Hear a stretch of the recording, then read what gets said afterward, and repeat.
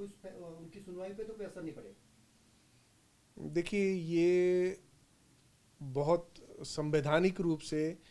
3 independent MLAs ने इस मामले को पेचीदा बना दिया है। अगर वो हाई कोर्ट को अप्रोच नहीं करते तो मेरा ये मानना है कि स्पीकर महोदय इस मामले पर तुरंत कार्रवाई कर रहे थे, क्योंकि उन्होंने जिस दिन हाई कोर्ट में वो डेट लगी उसी दिन की डेट उन्होंने पहले ही फिक्स की थी कि आप अपना जवाब दें। परंतु इस इन बिटवीन उस डेट को लगने से पहले उन्होंने हाई कोर्ट अप्रोच कर लिया। अब हाई कोर्ट में जब मामले की पूर्ण सुनवाई होगी तो स्पीकर साहब ने इन बिटवीन ये एक फैसला ले लिया था कि अब हाई कोर्ट के फैसले को आने देते हैं, उसी अनुसार अगली कार्रवाई की जानी उचित है। क्योंकि जब दो संवैधानिक संस्थाओं में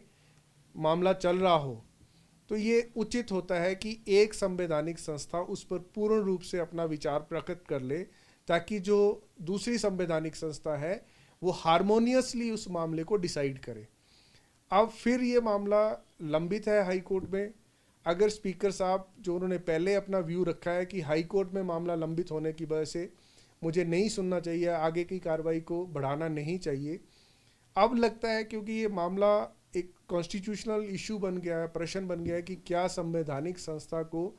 हाई कोर्ट इस प्रकार से निर्देश दे सकता है, तो मुझे मेरा ये पर्सनल मत है कि माननीय स्पीकर साहब को अब थोड़ा और इंतज़ार करके इस फैसले का पूर्ण रूप से निपटारा हो जाना चाहिए हाई कोर्ट से। एक बार हाई कोर्ट से मामला पूरी तरह से समाप्त हो जाए, वो इंडिपेंडेंटली बिना किसी प्रकार की हाई कोर्ट की इंटरवेंशन से या बिना और किसी प्रकार से वो इंडिपेंडेंटली अपना मत व्यक्त कर सकते हैं। और दूसरी बात, माननीय मुख्य न्यायाधीश ने अपने फैसले में ये भी क्लियर किया है कि उन्होंने